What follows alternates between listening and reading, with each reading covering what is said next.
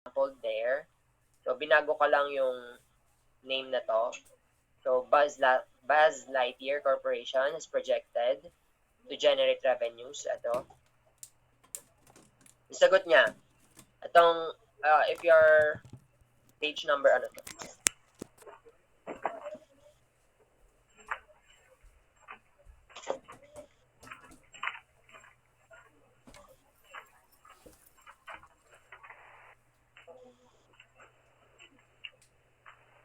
So, page number 121 siya. So, same na same siya. Nire-write ko lang dito.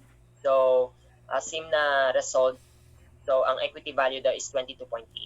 So, in this one, ang sabi daw ay, kanina, synonymous yung NCF tsaka NCFF. Eh, bakit dito meron two different line items for that? Iba yung amounts na pinapresent nitong NCF and then NCFF. So, ano ba talaga yung tama? Yung theory natin kanina o itong application sa problem?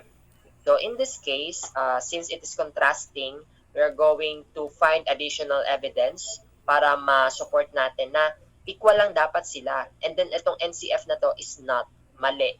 Okay? So, ano ba tamang term para dito? Yan, sa mga amounts na dito. Yung revenue, less cash, less tax payments, plus or minus working capital adjustments. So, anyone? Instead of NCF, di ba kasi ang NCF daw, NCFF, ito yung available, cash available to debt and equity owners. Eh dito kasi, hindi pa kinoconsider yung investing activities. Yung investing activities, after pa nito, so dito, hindi pa kinoconsider. So dapat ito talaga, yung net cash flows. Yun ang definition doon, di ba? And then, ang NCFF, same, na-consider na investing, tsaka yung operating. So dito NCF, ano instead of NCF, ano dapat? So anyone, you can raise your hand and answer.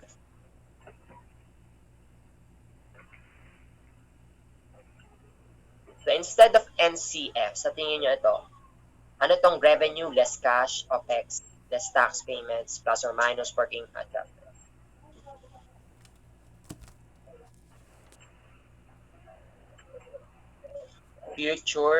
Future cash flows. Not. But you can raise your hand and then free cash flows. So sa free cash flows natin, for the company, kasi maraming free cash flows eh.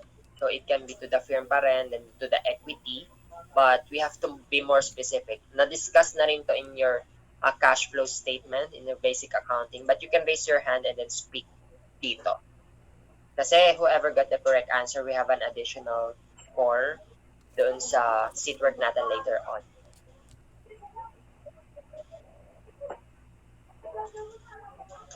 Anyone? Raise your hand and then I will call you kung sino mauna sa inyo and then I will acknowledge and then you can answer.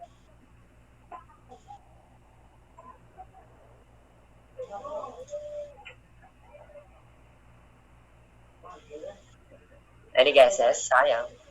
Bachelor. I think bachelor. Cash flows from operating activities. CFFO. So, the answer there is revenue, cash OPEX, tax payments, working capital, all related dito sa operations ng company. And as well as, di ba sa operating activities, kinoconsider dito yung movements or changes in capital, in current assets and liabilities. So, dito yung papasok sa working capital adjustment. So, the answer here, instead of NCF, dapat CFFO or cash flows from operating activity. So, bachelor will have a +1 sa seat work later. Okay, so yon. May mga question ako na ibabato sa inyo from time to time and you are free naman to answer. Then you can raise your hand, but if you are already had a +1 na, so give chance to others naman tayo. Okay?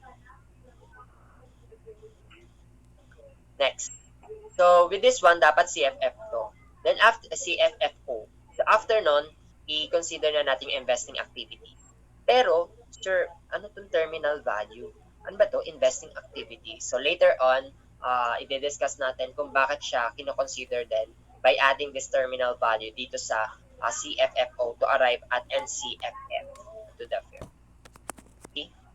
So, balik na lang tayo dito. Again, sa theories. So, letter B. So, are used for GCBO. Yung net cash flows daw ay ginagamit sa going concern business opportunities. Since this represents already the amount earned or will be earned from the business, so future cash flows from operating activities, and the amount that is required to be invested. So, ito mga investment na to sa in the operations, papasok siya dun sa investing activity. Okay. So, to generate more profit. Net cash flows is a preferred as basis for valuation if any of the following conditions are present. So, gamitin mo daw yung NCF and then or NCFF as a basis of the equity value if even one of the conditions are present. Number one, if hindi nagbabayad ng dividends si company. So, kung hindi naman nagbabayad ng dividends or walang financing activities company, better yet, not include the financing activities in the finding out the value of the company. So, yung investing lang, tsaka yung operating activities. So, NCFF or NCF. Number two, the company pays dividends. So, ito, contrasting do sa una. Pero ito ay the amount paid significantly differs. So, it is unusual or irregular kasi hindi naman ganun usually yung hindi naman yun yung capacity ng company na makapagbayad ng dividends. So, for example is mababa yung net income nila pero ang binayad na dividends is sobrang laki. So, it is unusual.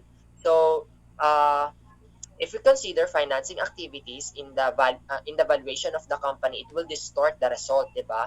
Kasi the management or the board of directors has the control to declare dividends na hindi naman aligned dun sa capacity ng company na makapag-issue or makapag-declare ng dividend. So, it is not right to include the financing activity. So, isama mo lang investing and operating activity.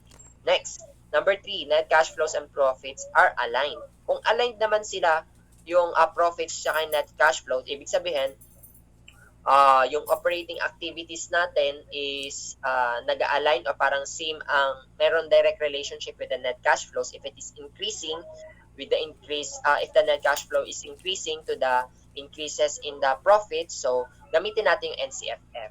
So, kung profit lang naman yung nag-align dun sa NCFF, bakit hindi CFFO yung gamitin natin? Bakit idadamay pa natin yung investing activities? Because ang investing activities are includes the reinvestments from the excess amount of cash doon sa operating activities. Kung may sobra ka, re-reinvest mo doon sa daily operations yun. So, papasok pa rin siya, need pa rin siya to add yung investing activities to arrive sa net cash flows to the firm. So, next, number 4, investor has a control perspective. Kung si investor, meron siyang control, tinatawag natin sa control premium under the scenario modeling, di ba? So, kapag meron siya control, kaya niyang baguhin yung amount of dividends na i-declare. So, kung ganun, hindi magandang basis, hindi reliable na basis ang financing activities to valuing the company. So, wag natin isama. Investing lang and operating. So, if any of the following conditions are present, gamitin mo lang yung NCFF. Otherwise, kung walang naging present, gamitin mo yung NCFP, which is kailangan i-take into consideration na yung financing activities. Next, advantages.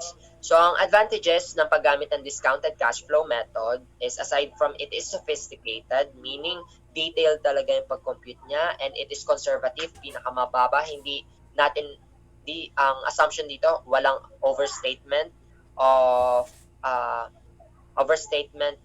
amounts because of the presence of time value of money. So, consider natin yon. It is more advantageous in evaluation activities since this metric can be directly used as an input to a discounted cash flow model. So, ang ibig sabihin lang nito, yung net cash flow daw, again, ano yung synonym ng NCFF, di ba? So, ito daw, mas magandang gamitin siya kasi ang gagawin mo na lang after ng NCFF, pag meron ka na ng amount na yon o ng item na yon, i-multiply mo na lang dun sa discount factor. Diba? and then you will be arriving at the discounted net cash flows to the firm. O kung kailangan i-consider yung mga financing activities kasi yung nagbabayad si company ng dividends o dito walang na-satisfy ng mga condition. So, kailangan NCFE. Okay, sige, i-deduct mo lang yung mga dividends na paid, yung mga interest na binayaran, and then yung mga proceeds from borrowing and then proceeds from the loans. So, i-add mo lang yon and then you're going to compute for the present value of each. So, mabilis lang siya. Compared kung gagamitin natin yung other cash flow concepts. So, ano to mga cash flow concepts na to? So, it can be EBIT, then net income, and then cash flows from operations. So, para mabilis, EBITDA, EBIT, NI, tsaka CFFO. Okay? So, merong reason kung bakit ganyan yung sequence nila. Kasi itong EBITDA is among the three, dito sa 1, 2, 3, net income, siya yung pinakamataas ang amount. Okay? In general, pinakamataas talaga yan. So, kasi hindi pa nade-deduct si interest, si taxes, depreciation, amortization. Next, ang second highest will be the EBIT. Okay? Ang dineduct pa lang dito, depreciation and amortization. And then lastly, net income, lahat na dineduct. Interest, even yung interest and taxes. Kaya siya yung pinakamaliit sa tatlo. It is right but to conclude that the cash flow from operations is the highest or the lowest or any amount para ma-compare in general versus dito sa other cash flow concepts? No. Because there are transactions within the period na, for example, mas mataas ang collection natin in year number 1 and then the next year, mas mababa naman yung collection. So, dito, hindi directly makakapagsabi na kapag ang net income is mataas din ang cash flows. Okay? Kasi pwedeng ang net income mo is puro naman sales on account lang. Kaya siya mataas.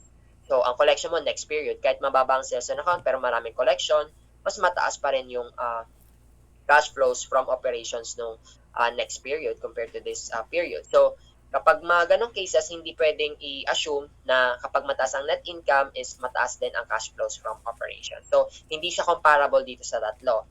Because number 1, hindi siya income statement item. So, itong EBITDA, EBIT, and net income, makikita to sa income statement or statement of financial performance. Itong cash flow from operations ay makikita siya sa statement of cash flows. Pero, ang advantage naman nitong cash flows from operations or CFFO, yun na lang yung gamitan natin. So, CFFO, advantage nito is mas mabilis natin mako-compute yung value of the company using the discounted cash flow method. So, compared dito sa tatlo, ang daming dadaanan pa niyan. Kaya mamaya, pag nag-compute tayo ng NCFF, di ba may formula yan, katulad nito, from net income to NCFF or net cash flows to the firm, maraming dinadaanan, 4 items. Okay? And I will give you parang sort of parang tip kung paano siya i-memorize. Okay? The next, ito daw, since these metrics might have missed or double counted an item. So, letter A, yung EBITDA and then yung EBIT daw are both metrics that are before taxes. So, hindi nito kino-consider yung tax na factor. Ang assumption pagdating sa tax is that kung kailan yung net income, doon natin kukomputin yung taxes. And then kung kailan na-compute yung taxes, doon babayarin yung tax na yun. Okay? In real life application naman or sa totoong buhay, is binabayaran ang taxes natin. Meron yung deadline, like 4 months after the end of the reporting period, parang ganon, iba-iba yan, depende sa kind of tax. Kung regular man, kung final withholding, creditable, iba-iba. Then, with that is, walang assumption dito na kung kailan na-accrue yung income, doon din babayarin yung tax. But for math purposes, sa computation natin, kung kailang period na-incur yung income, doon din babayarin yung tax. Okay? So, wala yung assumption na ngayon yung na-incur net income, next year babayaran. So, ang tax effect dun sa CFFO, yung cash flows from operating activities, i-record ko next year. No. Kung kailan yung net income, doon din babayaran yung tax. So, this year then papasok yung effect ng tax sa CFFO. Okay? But always remember, not all taxes are related to the operation.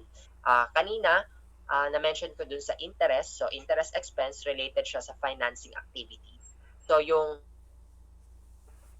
interest expense kailangan in-net of taxes. Okay? And papasok yun sa financing activity. Next, EBITDA and EBIT also do not consider differences in capital structure since it does not capture interest payment. So, sa madaling salita, hindi mapapakita dito sa EBIT at EBITDA yung kung saan nga ba sang cash flow pertaining ito. So, hindi siya classified into operations, investing activities, kung yung fina-finance ba yan through debt and equity owners. So, walang capital structure pagdating doon.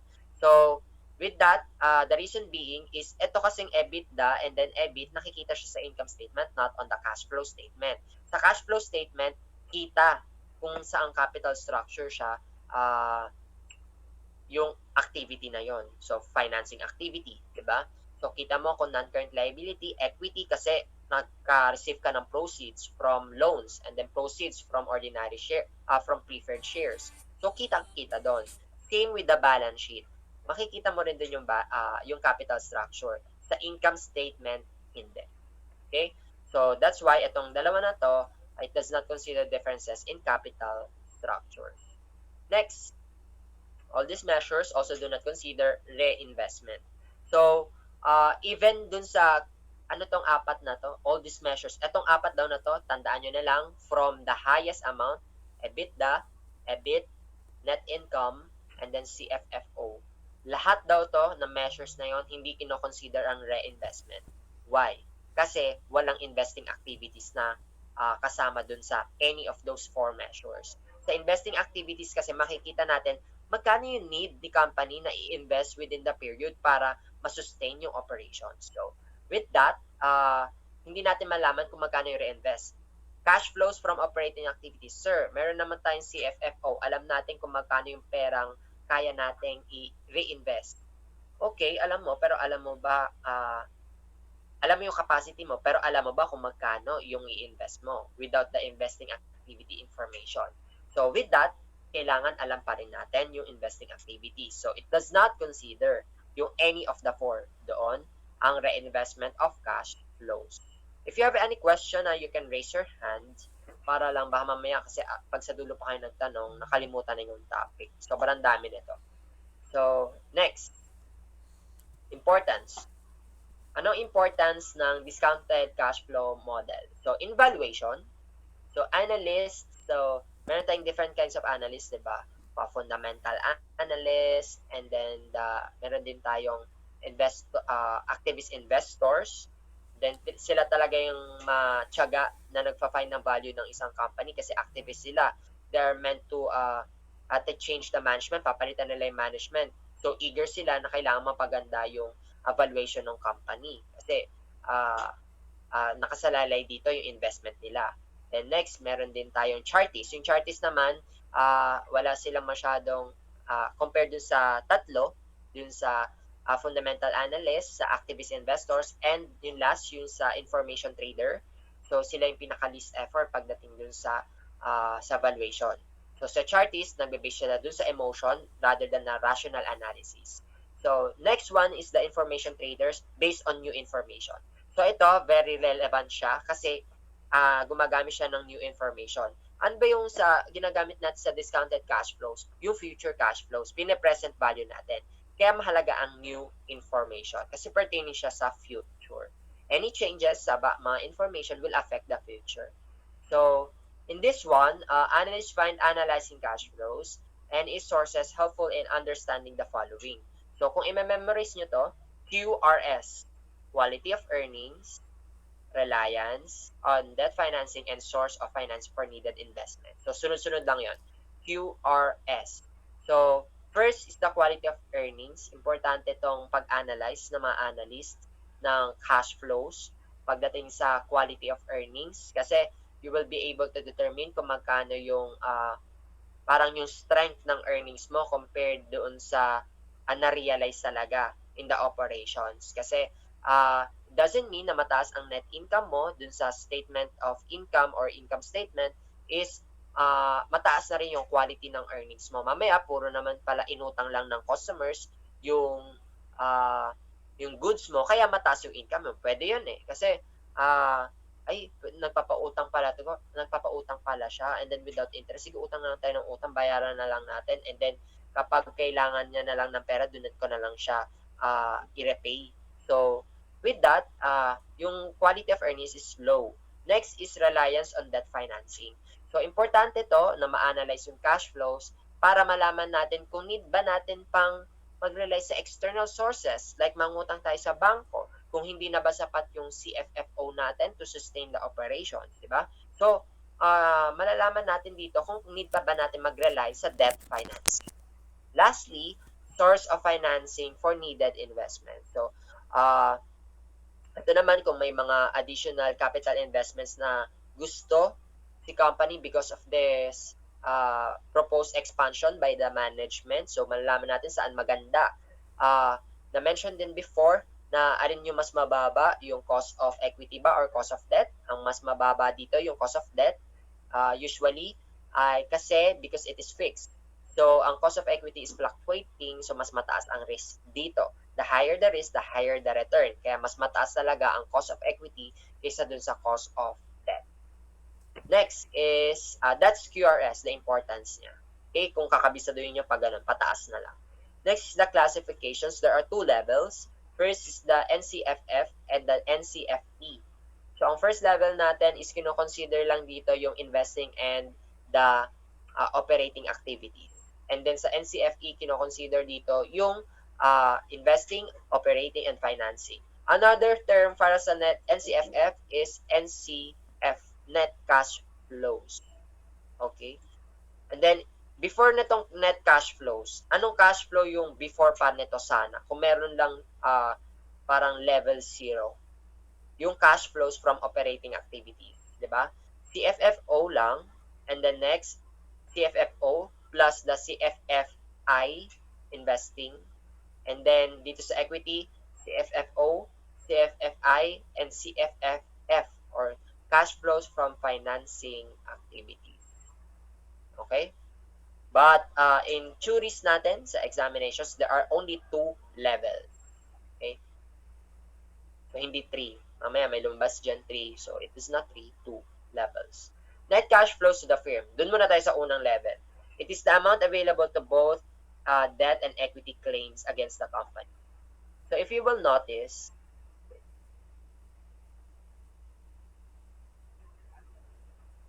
itong definition na to, same lang siya nung definition nandito sa net cash flow.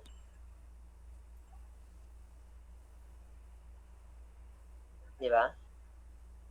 Meron lang mga changes dun sa sentences, sa wordings dun sa sentences, but they are the same lang silang dalawa. Both pertaining sa debt and equity claims against the company. Okay? So, pinatibay nito yung assumption natin na ang net cash flows or NCF is also than NCFF. Same sila ng amount. So, next, refers to the cash flow available to the parties who supplied capital. Okay. So, eto mga lenders na to pertain sa NCL and then shareholders sa equity. Okay. So, same lang din sila ng logic, debt and equity claims. Next is third bullet. The cash flows generated from operating business activities are intended to pay the required returns for fund providers. So, same lang din, babayaran daw kasi yung debt and equity. So, itong tatlo na ito, paulit-ulit lang, same lang sila ng pinapertain. And even itong pang-apat, basahin natin yung pang-apat, valuation models based on enterprise value encompass cash flows available to all investors, whether debt or equity. So, itong book na to, kayang-kaya natin itong i-summarize lang into, like, kayang kalahati ito kasi minsan pa ulit-ulit lang yung sinasabi. So, ito daw, another term, ito, introduction of another term. Ang first is yung net cash flows. Next, net cash flows to the firm. Another term, synonymous to those two, is enterprise value. Yan pag sa exam lumabas yan. So, same lang sila ng amount na pinapertain. Okay? Then, enterprise value. Kasi ina-encompass nito yung sa debt and equity investors. Next, definition of enterprise value. So, it refers to the theoretical value. So, if recall dun sa chapter number 1, meron tayong na-discuss about sa ano yung pinakamalapit na term dito sa theoretical value? Yung real or true value. ng isang company. So, ano yung value na yon? If you remember, any one of you. Ano yung pinapertain? Yes, Nuki? Intrinsic value po. Intrinsic value. So, with that, di ba, i-relate natin to sa chapter number 1. Itong sa chapter number 5 naman, pertaining siya sa enterprise value, yung intrinsic of value. So, dito, enterprise value, consider dito yung cash flows from operating activities and the investing activity. Okay? So, next, only capture yung net cash flows to the firm or NCFF only captures items that are related to the operating, na ulit na naman, excluding financing activities. Last bullet, ito daw yung computation ng NCFF. It can be computed using the cash flow other cash flow concepts. So we have here from net income, and then meron din tayo from cash flow from operating activities, and then EBITDA. Okay, first, doon muna tayo sa based on net income. Sa based on net income, ang clue ko lang na maibibigay sa inyo para tip, para matandaan siya, if i-memorize nyo, letter N. So, since ito ay based on N, net income, ang starting nito ay N, net income, i-add mo yung non-cash charges, i-add mo yung in, diba, Bisaya for N, and then, para hindi makalimutan, may N din dito, net of taxes. So, kailan i-consider yung tax, itatanggalin mo dun sa interest expense. And then next is yung adjustment in working capital, and then less net investment in fixed asset. And then resulting amount is the net cash flows to the firm. Okay? Basta yon, kabisaduhin nyo lang in that way. So I think mamememorize nyo naman yan. Through time, through practice. Kasi babalik-balik na rin natin yung problem eh. Isang problem lang, pero kaya kung pwedeng itanong dyan yung net income, pwedeng squeeze kung ano yung how much is the net income available to shareholders, how much is the non-cash charges. And then may given pa like CFFO, like EBITDA net of taxes. Magka-cause yan ng confusion sa inyo if hindi nyo ma-master yung different formulas. So, paikot-ikot lang naman yan. But most importantly, concept. If alam nyo yung concept, hindi nyo na need mag-memorize. But for ako, dati din is kamote Q ako eh. So, minsan nagkakabisado ako without really understanding the concept behind it. So, ang ginagawa ko is iisip ako ng way kung paano ko siya ma-memorize. Like this one, N. Kasi, minsan may mga lecturer or teachers kayo na very specific dun sa mga terminologies. So, yun, be careful lang with those. May kilala ako isa.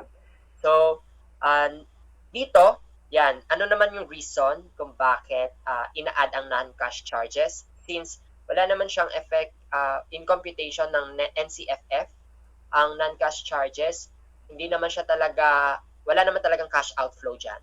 So, ang examples nito is depreciation, amortization, restructuring charges, provisions for doubtful accounts. So, you are familiar with the depreciation and amortization. Depreciation pertaining sa PPE, and then for the amortization intangible assets. So, dun na lang tayo sa iba.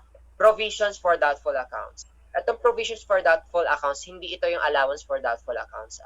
So, itong provisions for doubtful accounts, yung ina-add dito, yung bad debt expense. Yung doubtful accounts expense mismo. Kasi kung a-add mo yung AFDA, yung allowance for doubtful accounts, it is cumulative in amount, diba? It is the accumulated amount of the bad debt expenses. So, hindi yun yung ina-add dito. Ito, provisions or yung expenses lang within the period or in the period. So, next, basic lang naman yun. Hindi naman siya talaga cash charges. So, wala siyang cash outflow. Nag-i-incur lang tayo ng provisions na ito yung amount na possibly hindi makolekta natin from the customers. So, yon. Next. Ano naman to, sir, yung restructuring charges? Okay. Charges siya. So, expense siya. So, ito daw yung expense na related sa restructuring. Ano yung mga situations na nagkakaroon ng restructuring ng isang company? So, hindi na maganda yung management, palitan na yan. Palitan na yung mga tao dyan sa management. Uulitin yung parang magkakaroon ng reorganization. Kung hindi naman management, medyo babaan natin. palitan na yung employee na yan, not so productive. So, parang sayang lang yung pinambabayad natin sa kanya. Palitan na yan. So, there is, meron tayong tinatawag na separation pay. So, kapag nagtanggal ka ng employee, kailan bayaran mo siya ng separation pay? Pero, kapag tinanggal mo siya and then less than 10 years ang tinagal niya sa isang company, is hindi siya qualified or eligible for retirement pay. So, sir, magkaiba pala yung retirement and then separation pay? Yes. Retirement pay, mas ma-appreciate nyo yan kapag medyo matanda na tayo kasi ito na yung aasahan natin on top of the pension na marireceive natin monthly kasi hindi na tayo nakakapagtrabaho nun, di ba? So, nag-retire na nga tayo. Ang retirement age is 60 years old, but it is optional na umalis tayo sa company, mag-retire sa company kapag 60 years old, pero mandatory kapag 65 years old. So, no choice ka, umalis ka na, magpahinga ka na sa bahay nyo. Okay? So, doon at 65, ibibigay na talaga yung retirement pay. But, doon nga sa, kapag 60, optional pa rin yun sa employee kung gusto niya pang mag-continue. But, in general, usually naman, kung hindi ka makakaabot ng 60 years old, like gusto mo na mag-retire, ako kasi gusto ko 40 years old re-retire na ako, kahit mga 45 years old. Pero, para ma-qualify ako under the retirement pay, kailangan at least in the last company that I am employed, magtagal ako for 10 years. Okay? There are certain differences in the labor codes between different countries, but in the Philippines, usually 10 years yan. Kapag nagtagal ka na sa company in 10 years, you are eligible for a retirement pay. Okay? So, 10 years in service. So, may certain computations yan, but hindi naman yun yung focus natin. But, bakit nga ba na dawit dito yung retirement pay? Okay. Ang retirement pay, sino ba nagbabayad nito? Yung company. Kapag nagtagal ka sa company, like yung mga nagtagal dito sa screenshot, sino yung mga nagtagal dito? I'm not able to see that.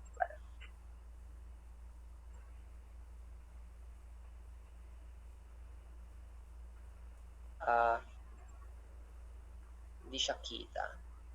Okay, I think, hindi ko na nakita kung sino yung mga nag-remain pa. But, okay, magbe-base na lang ako dun sa screenshot dun sa attendance ng +1. So, anyone nandun sa attendance natin, so meron siyang screenshot. So, +1 additional for the seat work. So, congrats to all of you. Kasi wala nang nag-stay dito. Sabi ko, diba, 1 hour. So, okay.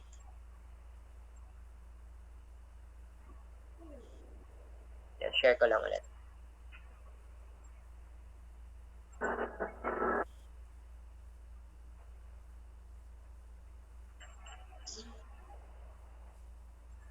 Ayan. Ano nga ba yung relationship nitong retirement pay pagdating sa restructuring charges? So, ang isang company ay naghahanda yan ng pambayad dun sa retirement pay ng mga employees in the future. So, malaking amount kasi yan. So, basis yan kadalasan is yung number of years in the service mo dun sa company. So, kung 10 years yan, then multiply mo dun sa monthly salary mo na 100,000 a month. So, siyempre matanda ka na, for sure naman, and then due to inflation, nasa 100,000 naman na yung employee, ay yung monthly salary mo.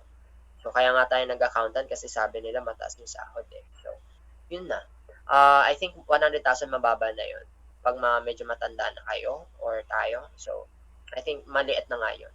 So, 100,000 multiplied by the number of years. So, kung 10 years, kung ganun ang computation niya is, like you can receive 1 million. Of course, there's may tax pa naman, babawasan pa. So, yun lang. The next, need nila mag-fund doon through pension assets. Itong mga pension assets na to, nag-compute tayo ng present value niyan and then need natin ng certain estimate kung magkano yung invest natin or contribute.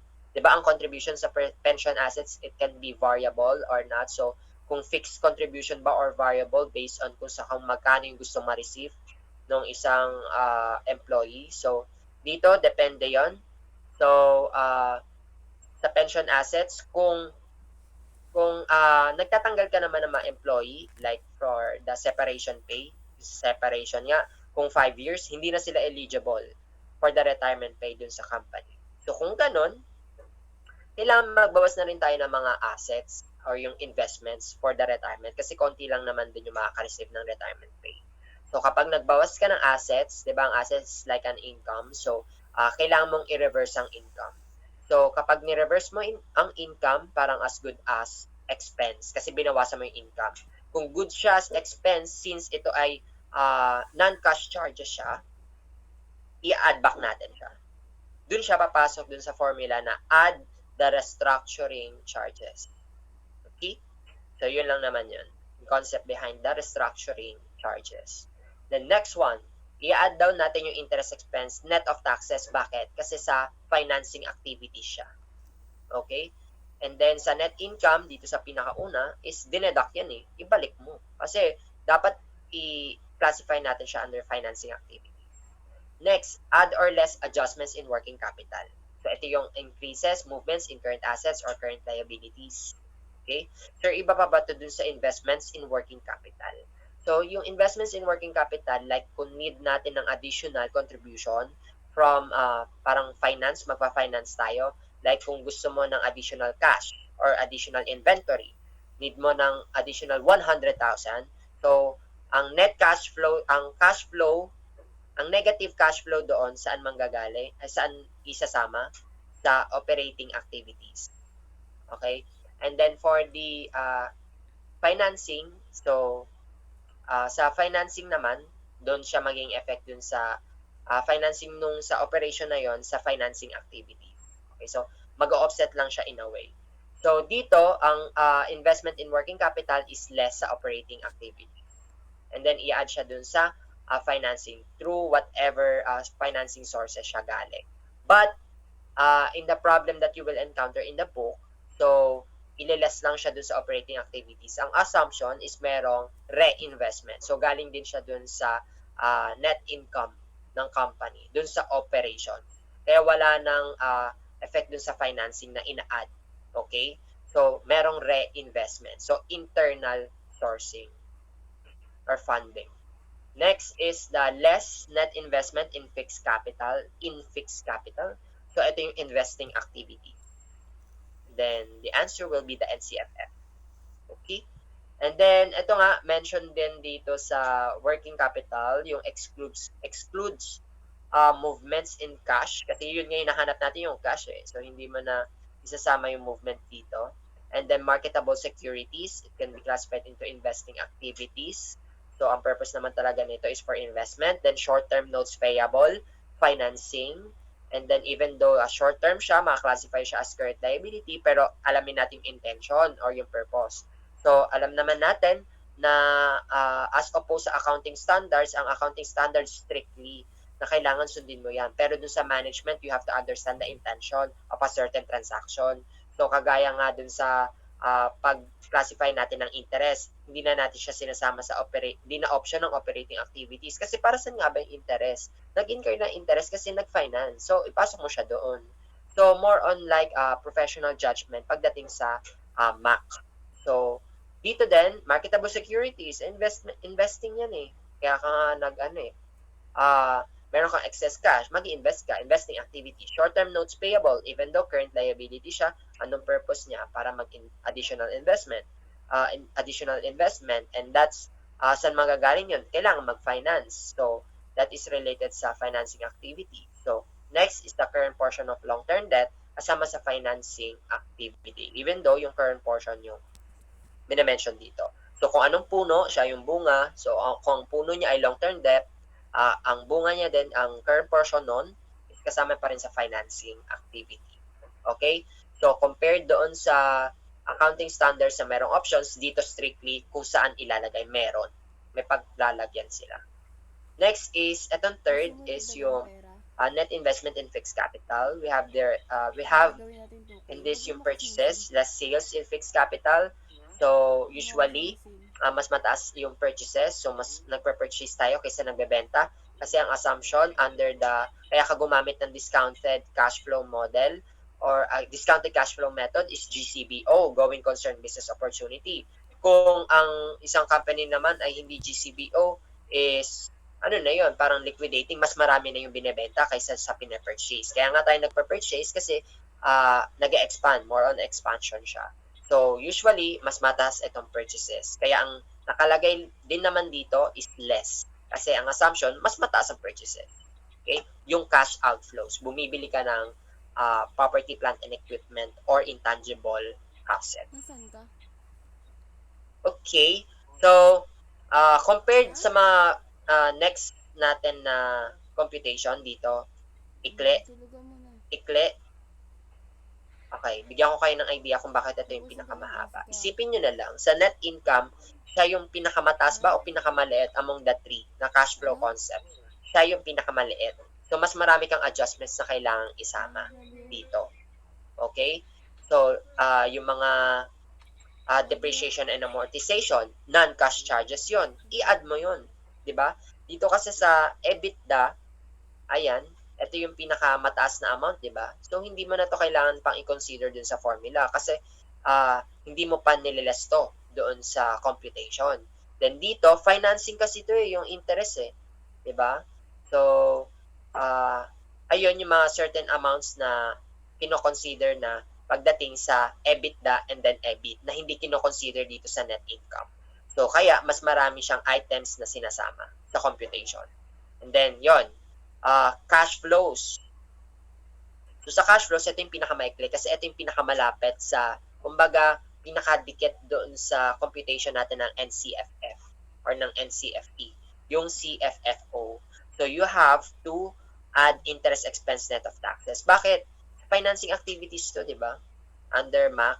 Okay? But it should be explicitly stated na hindi siya sinama doon sa CFFO because there are certain problems na nasasabihin is na take into account na siya or not. So, that will be a different case. Magiging iba ang result ng NCFF nun.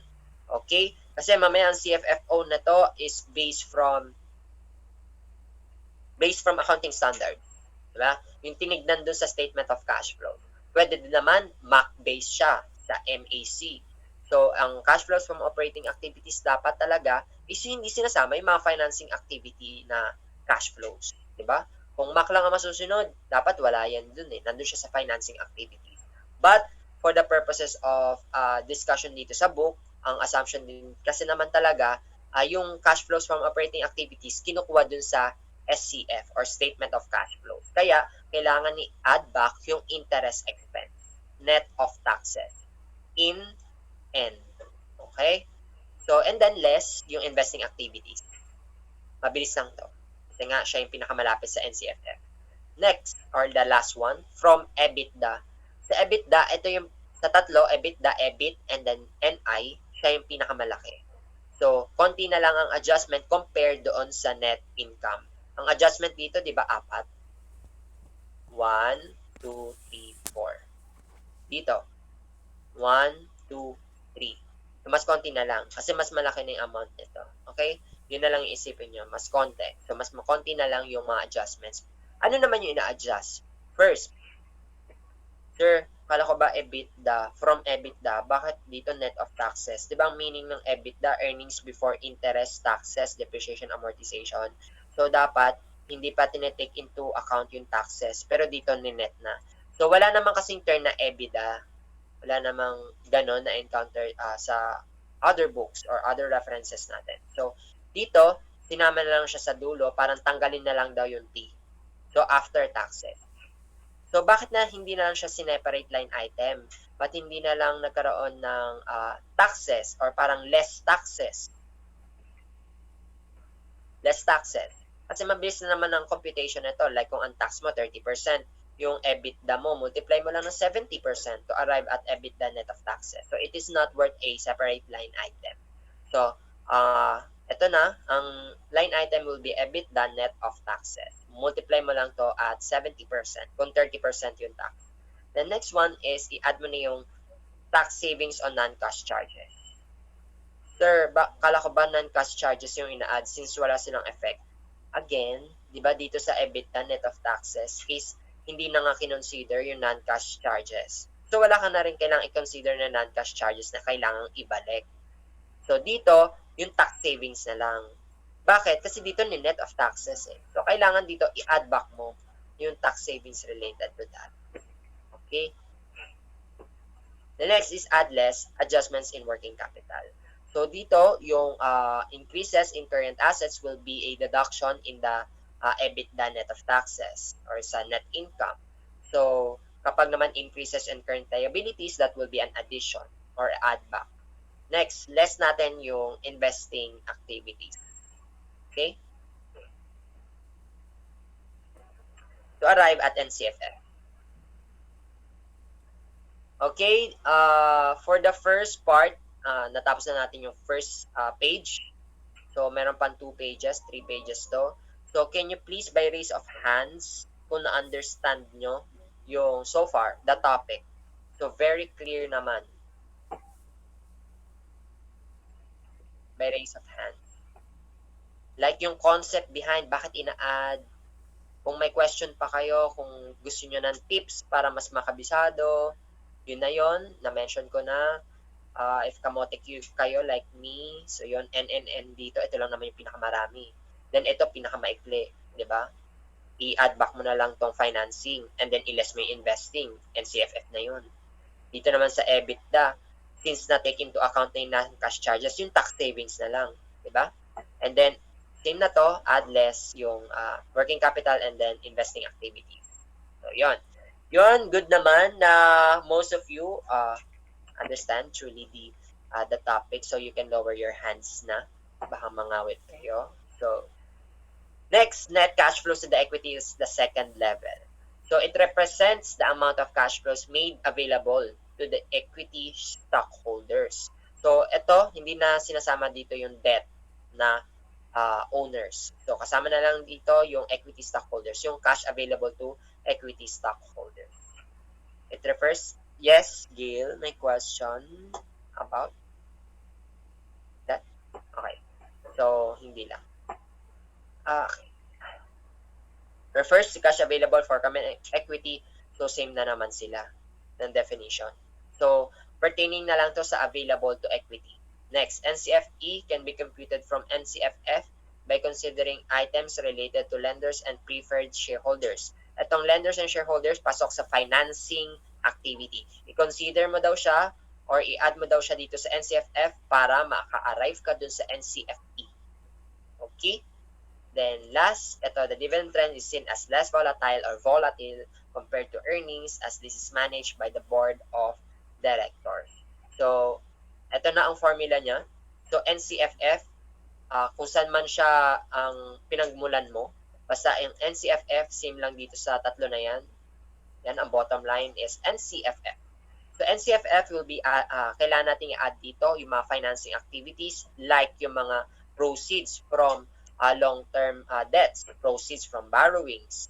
And then, syempre, merong cost yun. Ano yung cost ng borrowings mo? Interest. Yung interest, and then kasama yung mga principal payments is pasok under the debt service. Dito sa debt service, yung interest expense dito, kailangan net of taxes. Okay? Yan, paulit-ulit natin, net of taxes sa interest expense. Add proceeds from preferred share issuance. So, i-add mo yung na-receive mo from the preferred shareholders and then less yung dineclare and paid mo dividends sa preferred shares. Diba? So, and then you will arrive at NCFE to the equity. So, you will encounter mamaya, we will be discussing yung problem about a Buzz Lightyear. So, doon yung discounted cash flow analysis, meron dong item for debt service na kahit anong gawin natin na computation, balik na rin natin yung mga given is we cannot arrive at those amounts. So, dito, meron lang missing data pagdating sa computation like the effective interest rate o di kaya certain other assumptions like ito ba ay net of taxes na yung mga debt yung interest expenses doon sa debt service, di ba? Hindi siya specifically mentioned doon. So, pagdating dito, ito pakita ko lang. Ito yon, minamention ko. Ano ba to? Net of taxes? Yes, siguro, kasi dapat naman talaga. But, paano nag-arrive specifically?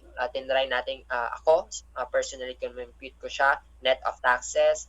O di kaya, using yung given available na data, I cannot still arrive at this amount. So, for some specific reasons, we have just to put our faith na ito yung parang installment payments niya, inclusive the interest and then the principal amounts sa every year ng company. Okay? Baka may missing information like effective interest rate. Diba? So, yun yung magko-complete. Kasi, ang given lang dito is yung itong 10% payable equally in 5 years. That's nominal rate.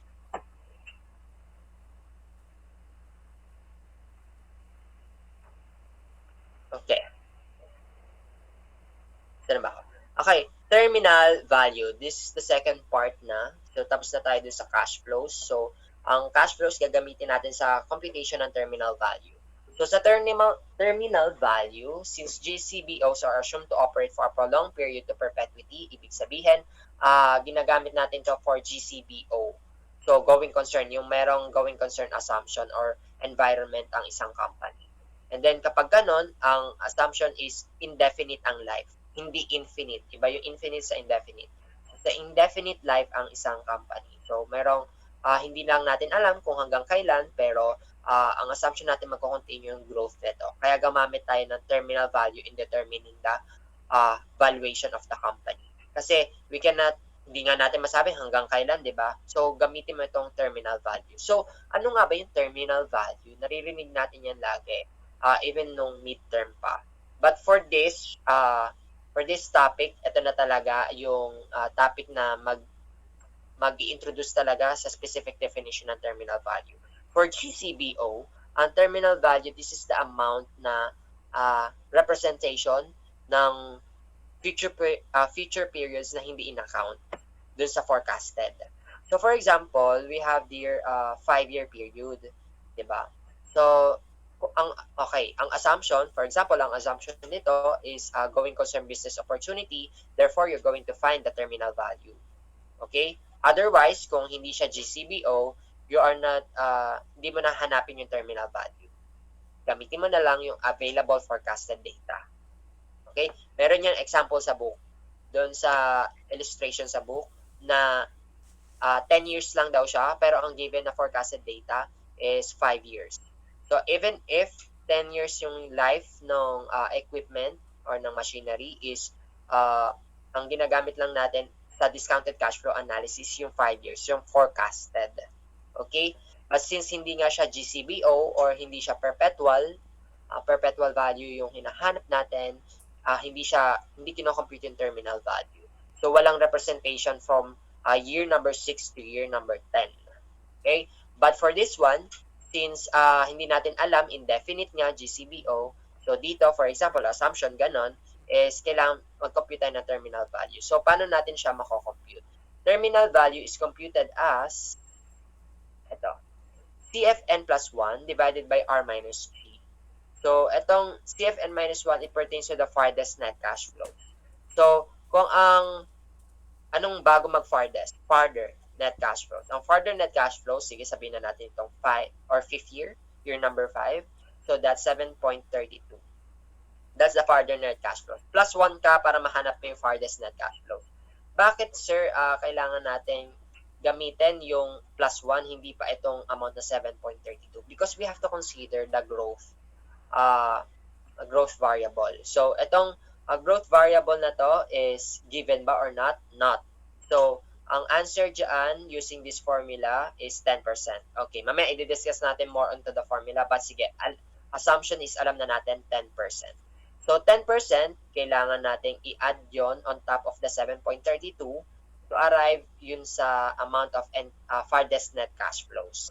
And then, we have to divide that to the difference between the cost of capital, itong minimum required rate of return, less the growth rate. Okay, bakit naman siya minaminus pa o dinededuct yung growth rate, but hindi na lang yung cost of capital? Because we have to cancel the effect, kasi dito may effect dito of growth rate, diba? We have to eliminate the effect in the denominator para malaman natin yung terminal value, yung constant amount at year number 5. Okay? Tatanggalin natin yung growth effect. Dito kasi, kailangan lang natin mahanap muna yung sa numerator, mahanap natin yung next period because it is the representation of year number 6 and moving forward. So, kaya siya hinahanap. And then, tatanggalin na lang natin yung effect na yon para malaman yung year number 5, diba? Terminal value as of year number 5, yung growth rate. Okay?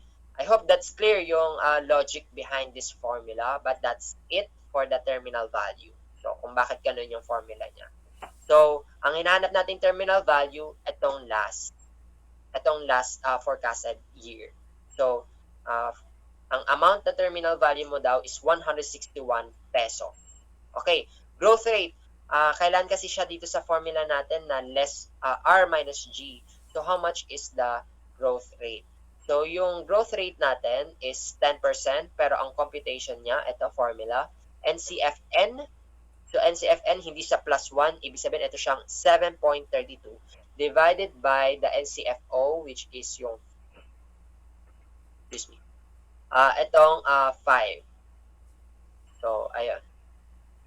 Dito lang, medyo meron lang akong concern about dito sa formula kasi ito nga, hindi siya NCFO pala, NCF0. So, itong NCF0, kasi dito year number 1 to, diba? So, ano tong year 0? So, dapat, ang assumption ba nun is yung year number 0 is 5 million din ang net cash flow na. Not, nagsisimula pa nga lang yung operations, diba? So, dapat, I think this is number 1, NCF1 siya. Okay? But, otherwise, basta yung una na forecasted, yun daw yung denominator. Okay? And then 1 divided by n minus 1. So, ilan ang forecasted years? 5 minus 1, 4. So, 1 over 4. So, minus 1 times 100%. So, 7.42. So, inaalam kasi natin yung growth rate for the forecasted period. So, alamin natin yung ending tsaka yung beginning. 7.31 divided by 5 divided by at times ay raised to 1 over 4. Ayun. So, yung 1 over 4, hindi siya feasible pagdating sa computation niya sa manual calculator kasi wala namang tawag dito, fractional exponents, I think dyan. So, pagdating sa examination natin, we will try to find a way para given na yung growth rate. O di kaya, in the next meeting natin, I will introduce you to the manual calculation ng fractional exponent. Okay? Para at least, kahit walang scientific calculator, ay feasible pa rin to answer the question na growth rate. Okay? Anyways, cancel ang natin, sipalin natin for October 25, 6, and 7. So, it's really unfortunate. So, ayun, pray natin for the betterment and then mas mapabilis, mas mapaaga pa yung pag-take nila na exam because it really burdens the reviewee also. Kung mapapatagal pa, sayang yung review nila and then kung need nila magtrabaho, di ba? So, siyempre nahihinto-hinto yun kasi meron silang leaves. Minsan, study leaves, gano'n, sa audit company. So, I would like to ask lang, sino dito yung interested sa pag gumraduate sila sa audit firm sila unang mag-a-apply? By raise of hands. Very curious lang. Sa audit firms. Wala pa kayong idea kung anong gusto nyong pasukin. So, ayun, maybe now, I don't know, sa audit firms kasi is compared sa mga private companies, hindi kataasan ang sahod nun. And overwork sila, but the experience you will be gaining from it is really much valuable pagdating sa paglipat nyo dun sa private company. Yun lang yung masasabi ko. Mas mahasa talaga yung auditing skills nyo, yung accounting in general. Yung pagod nyo, yung will nyo talaga na to continue this career. But other than that, hindi naman din eventually magtatagal is lilipat kayo ng company, mas magiging mataas na yung value nyo. Okay? So, yun naman yung importante din in the long run. So, marami mo na kayong alam sa umpisa and then gamitin nyo na lang pag i-realize nyo na lang in the future, just like this one. So, okay. And then, going back, so, we arrive at 10%.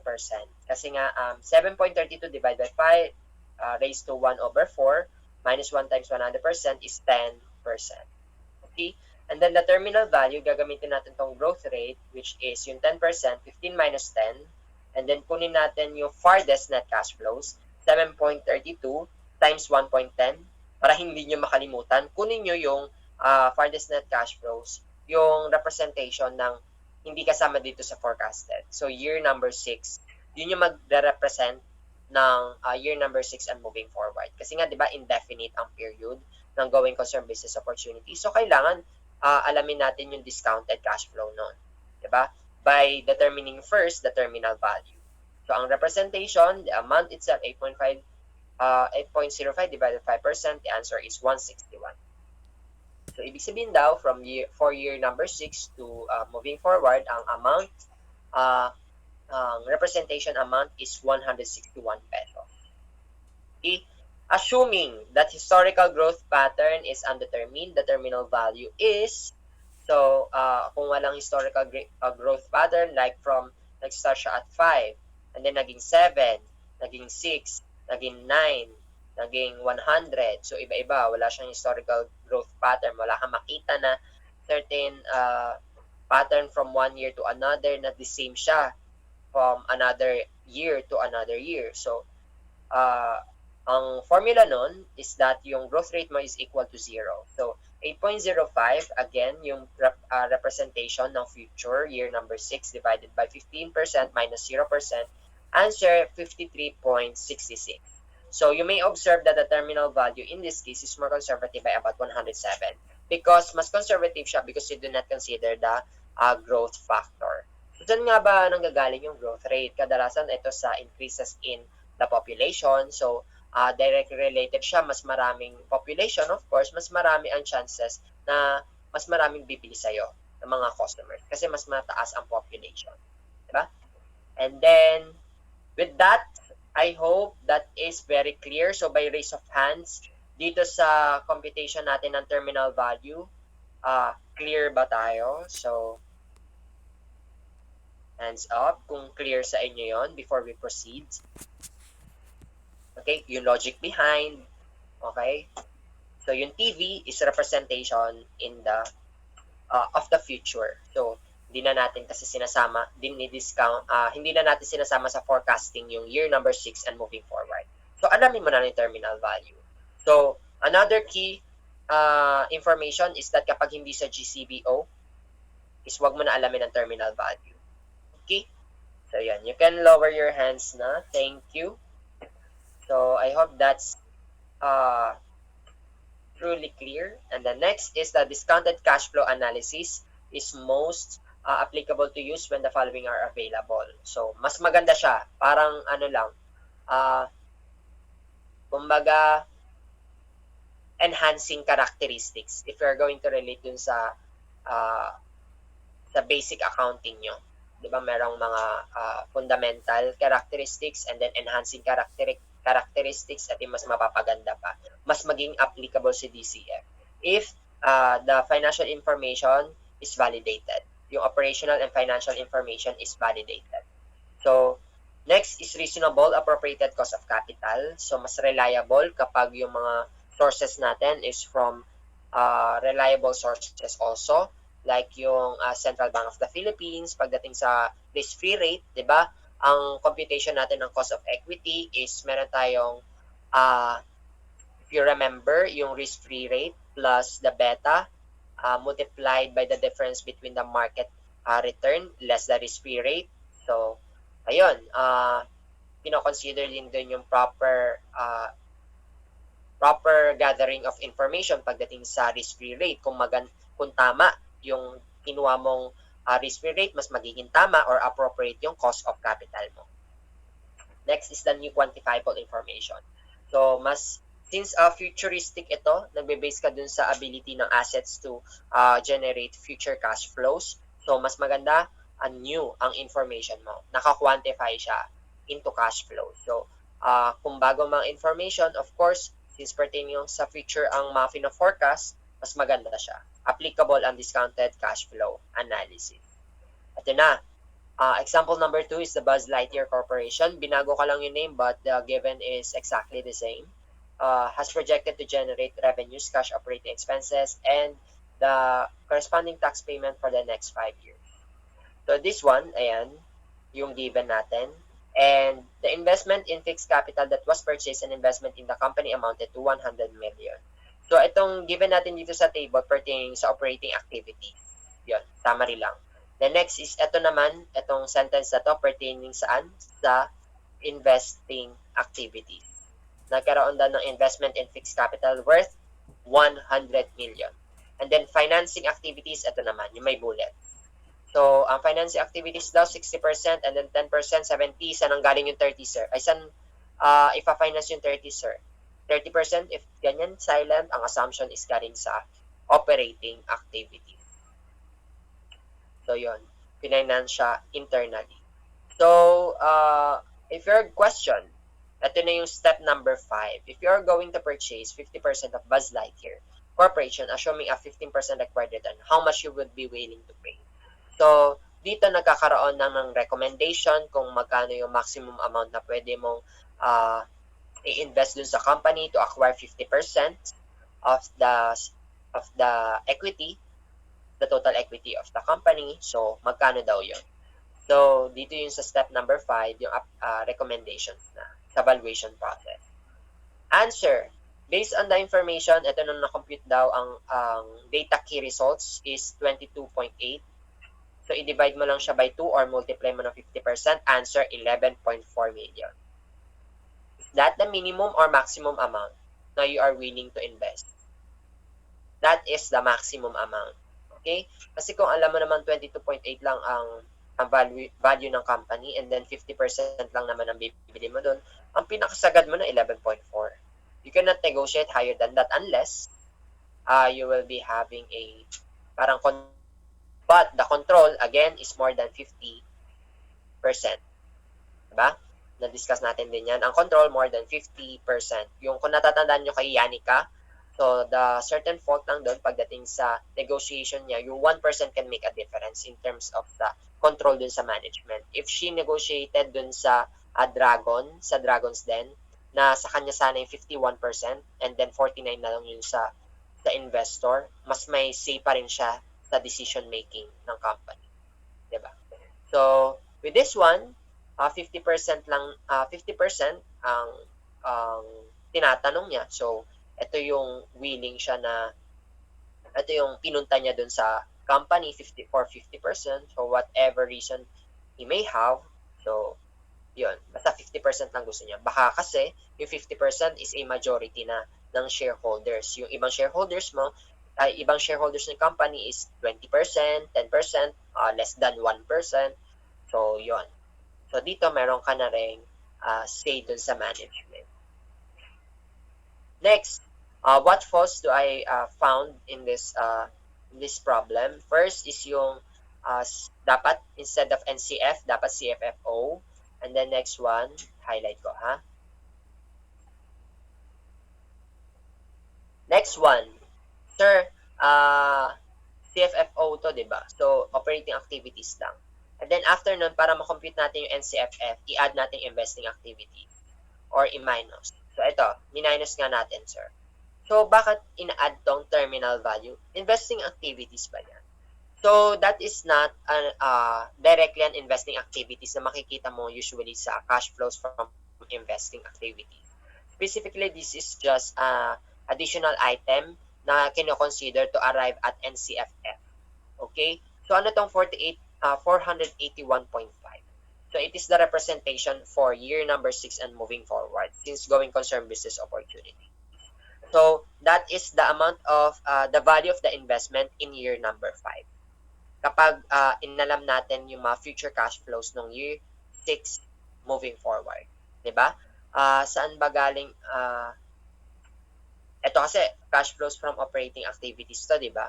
So, how about yung mga cash flows from operating activities ng year number 6, year number 7, year number 8? Hindi na ba natin siya i-add dito to arrive at NCFF? Dito siya makikita sa terminal value. Kaya siya additional item to arrive at NCFF. Okay? So, clear ba yon by raise of hands kung bakit siya ina-add?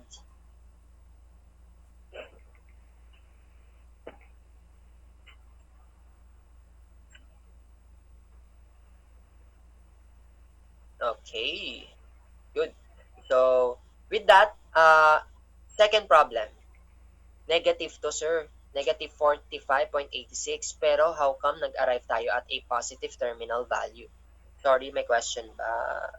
Applicable po ba siya sa lahat ng problem? You are saying ba doon sa terminal value, this is added? Yes. To arrive at NCFF. Okay? But hindi lahat ng problem is nagko-compute ng terminal value. Kung hindi siya GCBO, huwag ka nang mag-abalang mag-compute dito ng terminal value. But since Buzz Lightyear is a GCBO, yun, compute mo siya and i-add mo siya to arrive at NCFF. Okay, welcome. And, okay, next. Negative siya. Paano nag-arrive sa positive na terminal value? Ang maganda daw na determinant to determine yung terminal value is through its CFFO. Okay? So, kung anong naging resulta ng operating activities. Kung negative siya, bakit naging positive? So, may mali po ba dun sa problem? Doon sa computation natin ng terminal value, do you see ba any absolute value dun sa computation? No. So, clearly, this is wrong. So, kapag ba so ibig sabihin kung tama to na 481.5, walang difference kung positive 45.86 siya or negative 45.86, 'di ba hindi? So, to determine the terminal value, it must rely on the amount regardless kung positive or negative. Kung maging negative man ang terminal value, okay. Pero it will never be negative ang ginamit mo dito sa as an input sa formula and then nag-arrive ka at positive. So that's the second problem that I have with this illustration. Okay? Okay, purposely ay ginamit ko tong problem na to as to determine kung ano yung mga possible mistakes na pwede natin ma-encounter in the future. Okay? Do not believe na you learn from a perfect information. Most likely, we learn from our mistakes. So, like for this problem, meron differences in terms of the theoretical and then application. So, we point it out and then able to learn from it. So, dito naman, yun nga, negative and then terminal value is positive. So, ibig sabihin, pag positive to, pag in-apply mo yung formula, same lang ang lalabas for 81.5. So, it is not. So, dito, kung mali na terminal value mo, the rest will follow. Okay? Kasi dito, yun yung sum, and then, compute na yung discount factors, discounted, and then mali na. Okay, lahat. But, sige, assumption natin is positive na lang to. Gawin natin positive, baguhin natin yan. Ang resulting NCF ay positive. So, may maapektuhan ba dito sa baba? Wala naman, di ba? So, it's okay. Sige. Kasi ang problem lang, ibig sabihin, dito sa table na to, sa operating activity. Nag-arrive siya sa negative. But other than that, you have to adjust this one. Negative 481.5 ang terminal value. Yung representation ng future year 6 moving forward. Okay? And then, importante siya na correctly identify yung direction niya kung positive or negative kasi yun yung magiging basis natin for recommendation. So, ito, kita mo naman dito to 08.54, positive siya. Kaya nag-arrive at a positive equity value. So, kung ang equity value niyo is positive ang nakikita natin, ay maganda yung company, not knowing na mali pala yung computation. Next, after NCFF, kailangan natin na-consider na dito yung operating activities and then yung investing activities and then yung terminal value. What will be considered to arrive at the NCFE? The financing activities. The proceeds from borrowing. So, may sinabi ba kung kailan na-receive ang borrowing? No. So, year number 0. So, at the beginning of the commencement of the operation, so dun siya na-receive. And then yun daw yung gagamitin na amounts kung para saan man for investments in fixed capital. Yun yung purpose. The next is the debt service. Debt service composed of the principal amounts and then the interest, and the net of taxes. proceeds from preference shares, and then dividends to preference shares. So, yan. So, saan galing tong negative 800,000? So, galing siya dito. 10% of 100,000 at 100 million is 10 million. Multiply by 8%, 800,000. So, that's it. Negative 800,000. Okay. So, how about shares? So, ang treasury shares, i-consider din natin sila sa financing activities, but it is in a different direction. So, nag-purchase tayo. So, that is deduction. Okay? Next, NCFE. So, ito na yon. Add mo lang NCFF and then the financing activity. Then, discount factor. Ito, year 0. So, 1 siya. Ang rate of return daw or required rate of return is 15%. So, itong 15%, present value of 1 at 15%, 0.87, 2, 3, 4, 5, 5. Okay? And then, multiply mo lang yung mga amounts na yon to arrive at the discounted NCFE. Then, add mo lang sila. The amount is 22.8. Okay. So, assuming all the information is perfect and then correct, 22.8. Kailangan ang maximum amount na willing kang mag-ibayad is 11.4. 50% kasi. Okay. So, I hope syempre may nag-ask sa inyo sa akin beforehand kung paano na-compute yung certain amounts dito. So, I hope that is clarified na or cleared na dito sa ating discussion today. So, ang terminal value, ang na-compute lang naman using this one, 45.86 times growth rate na 1.05. Same pa rin, cost of capital less the growth rate. Tanggalin mo yung growth variable dito. So, 48.15 divided 10%, 481.5. Okay. So, nalampasan na natin yung isa sa mga extensive or yung comprehensive na mga problems. So, I believe this is, itong presentation niya is very well put through. So, you can use this as a template. But, again, I will also show you on how to arrive yung equity value from, ano ba yung pinakamalaking amount? Yung EBITDA. Okay? So, sa EBITDA, from EBITDA, wag tayong magsimula dito sa cash flows from operating activities. Sisimula natin sa CFFO mamaya sa next illustration. So, next is, dito na pala. Financial models in discounted cash flows analysis. Financial modeling, so, saan nga ba ito ginagawa? Sa step number 4, yung preparing valuation model based on financial forecast. So, financial modeling. So, sa step number 3 naman kasi, dito pumipili lang tayo ng right valuation model. Information is also considered as a competitive advantage of a company. So, powerful ang information as well as your knowledge. Diba? Knowledge is power.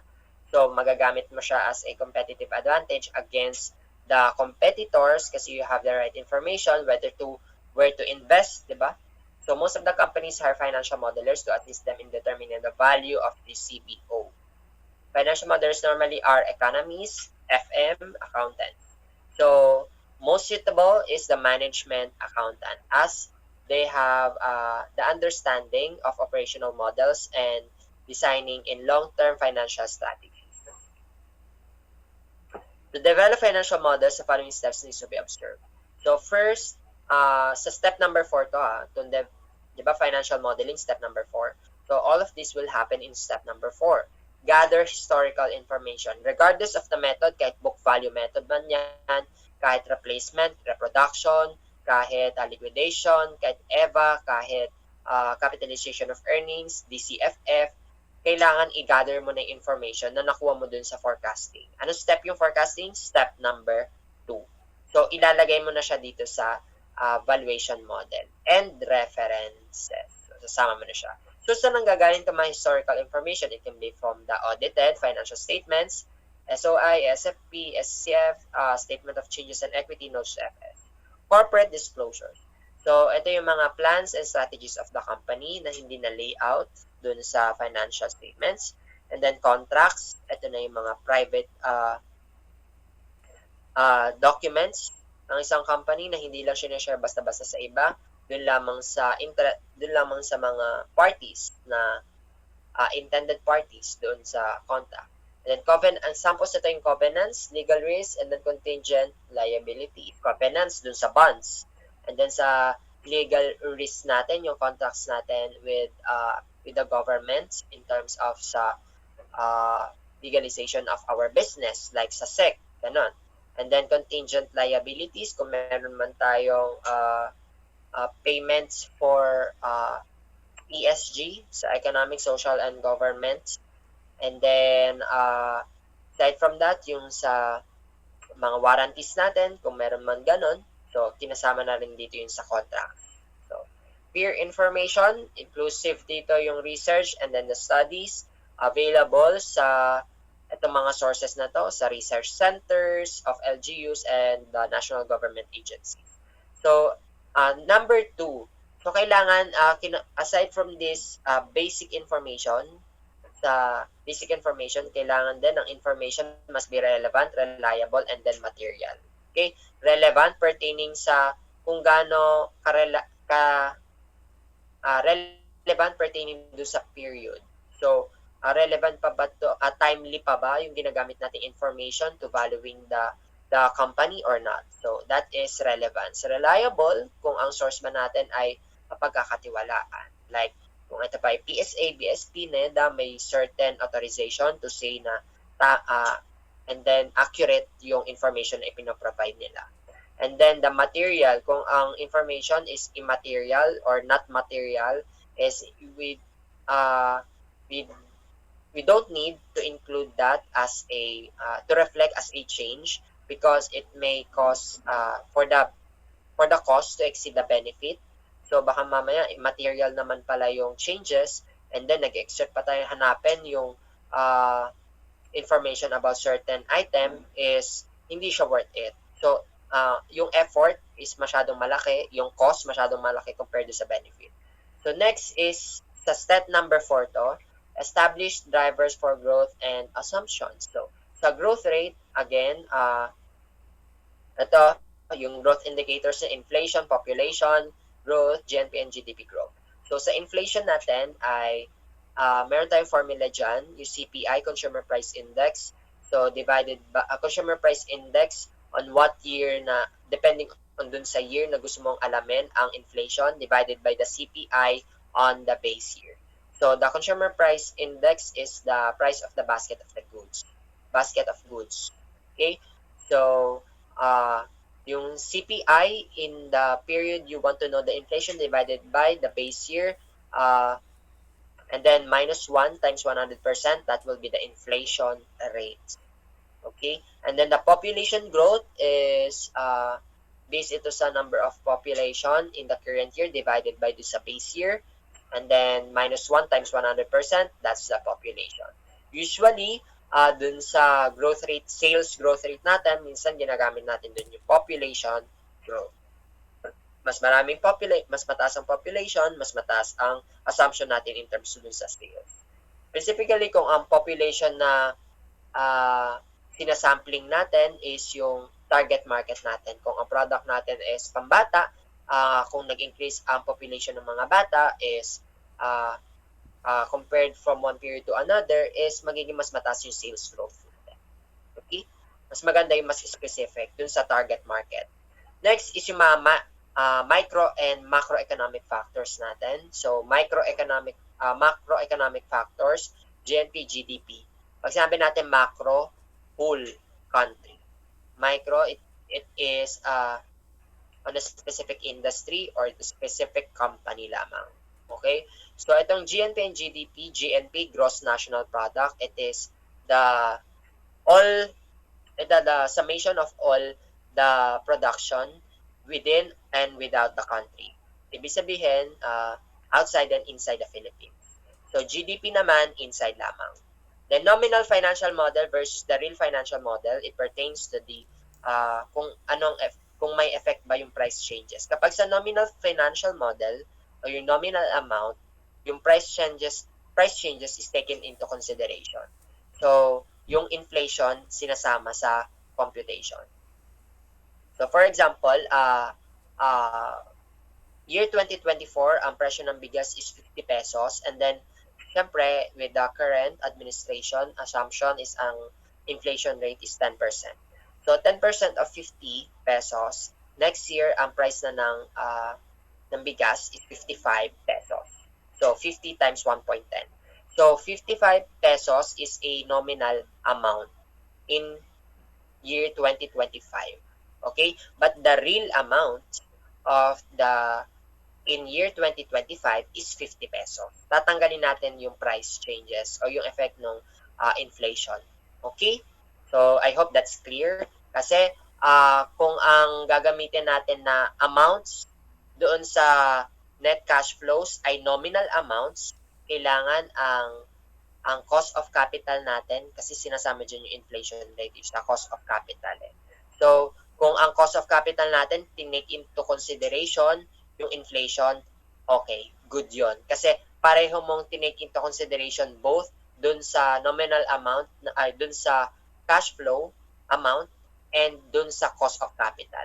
Kung ginamit mo nominal sa amount, sa cash flows, gamitin mo din yung nominal cost of capital. Kung real ang ginamit mo dun sa cash flow, dapat real din dun sa cost of capital.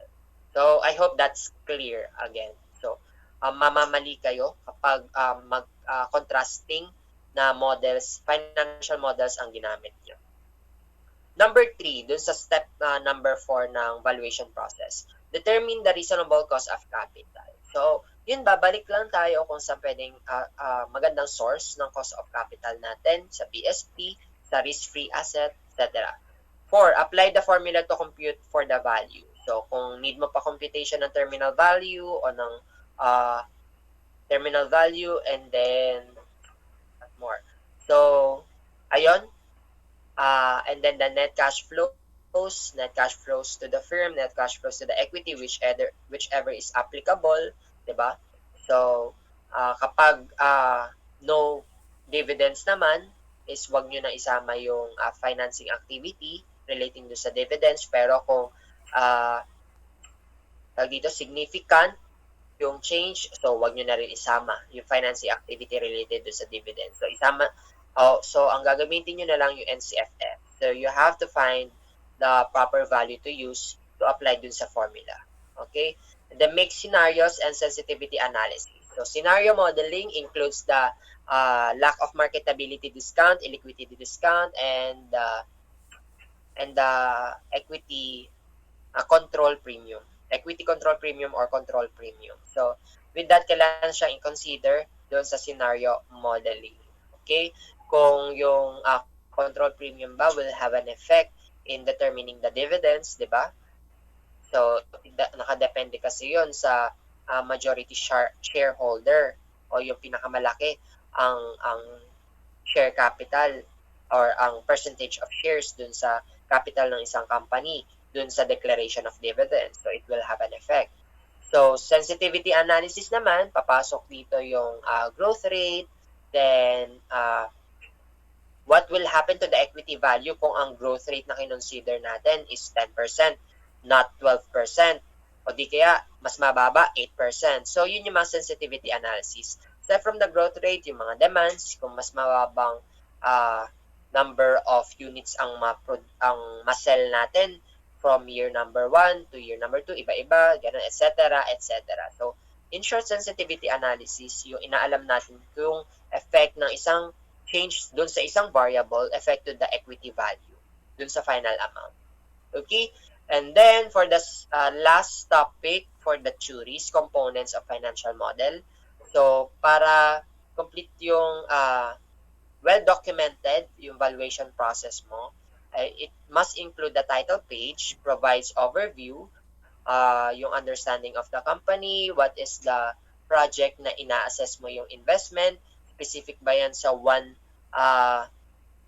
project lang of the company, like kung conglomerate yan. Pag sinabi natin conglomerate, isang malaking company na marami siyang binibentang product, so marami siyang product lines. So, ano ba to? Pertaining lang sa hair curler items natin, pertaining lang ba siya dun sa scrub daddy line product items natin. So, yon, kailangan specific siya. And then, aside from that, yung data cut-off. So, from what year to what year siya ginagamit nating periods to assessing the valuation of the company. Okay? Then, number 2, the data key results. So, it contains a valuation result. So, ito yung valuation result, equity value 22.8.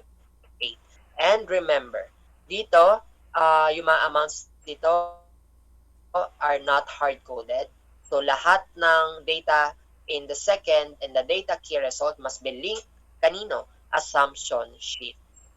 The assumption sheet is normally where all inputs, yung mga hard codes, all assumptions are put in here. So the information that can be found in this must be linked to all output sheets like proforma, supporting schedules, and data key results. So same with the proforma, nakalink din siya sa assumption sheet. And then last supporting schedule natin is like a subsidiary ledger. It's like a support. Like for example, on how we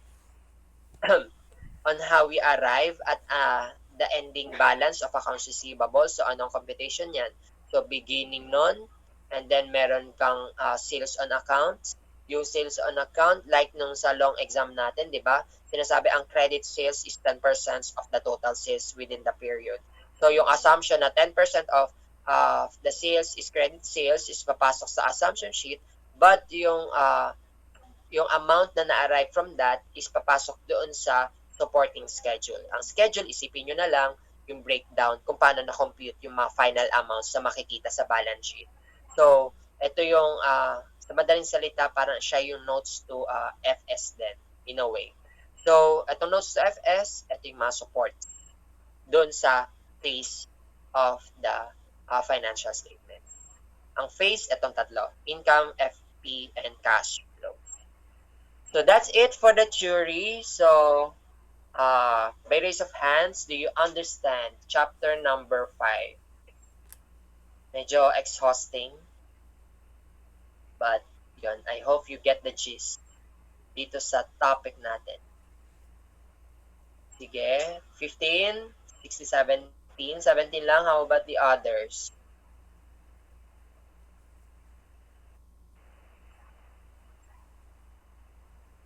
Yan, how about the others? So, yan. Okay, keep it coming. So, yan. So, very good naman for this day. At least, kahit na-suspend yung mga previous classes, previous days natin is hindi to nasama. Kasi, chapter number 5, among all the topics that we have, this is one of the sophisticated nga, sinasabi ko. And then, most complicated in terms of sa calculation among all the topics. Kasi ito, meron tayong value of money and maraming pwedeng paglaruan pagdating sa given. So, sa EBITDA, net of taxes, so, kailangan dito, practice. Okay? So, yon, you can lower your hands naman na. Thank you. So, I will be discussing next yung magiging second activity nyo for this final term. So, the activity will be, na-mention ko naman na yung groupings. Tama ba? Na-mention ko na yung groupings. Group number 1, 2, 3, 4, same pa rin sila. Okay, good. So, baka mag-ulit lang ako. So, yun lang. Mag-assign ako sa inyo ng company and then you have to present it. It's either kung magre-record kayo through Zoom o di kaya mag-record kayo through Google dito sa Google Meeting. So, depende na lang yun sa inyo. Okay? Ang importante, lahat may participation in terms of kung paano man yung maging hatian nyo.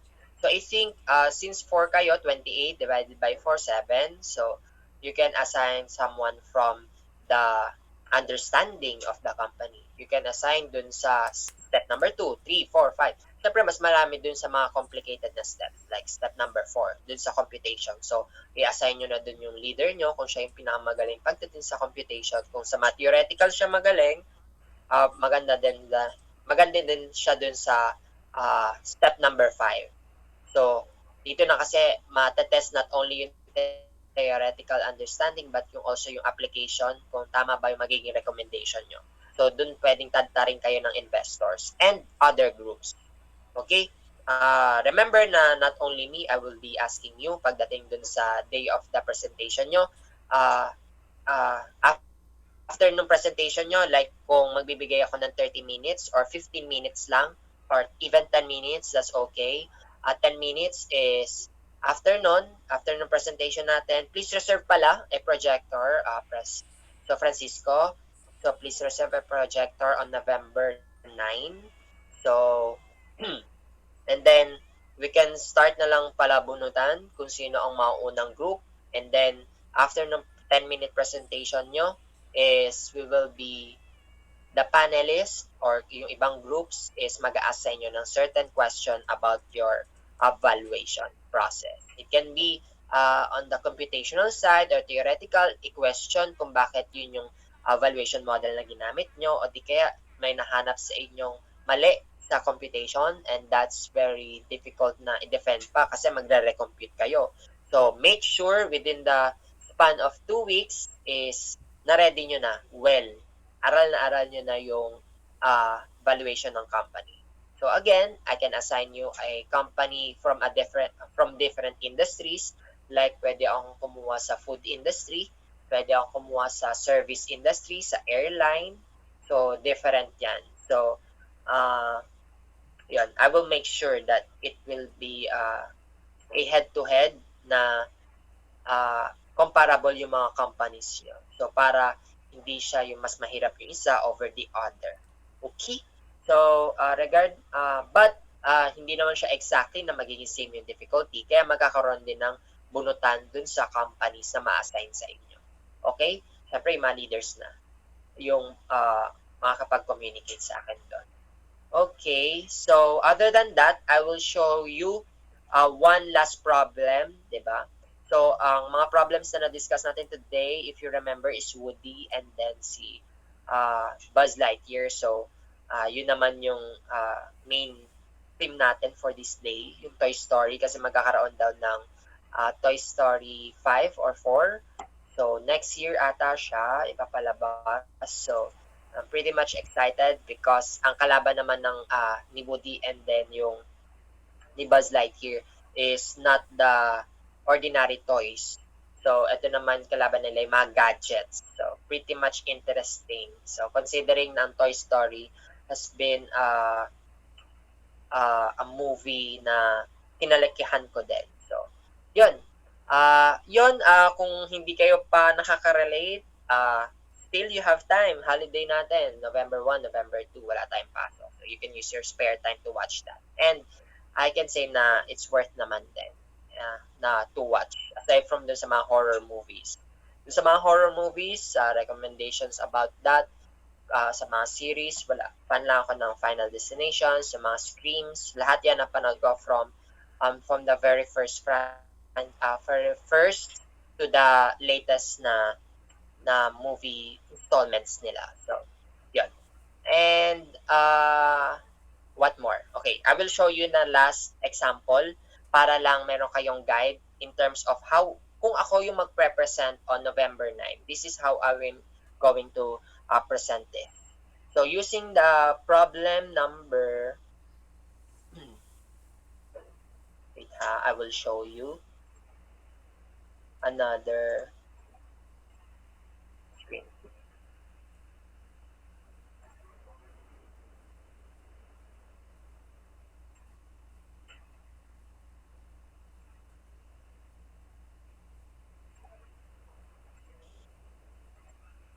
Ayan.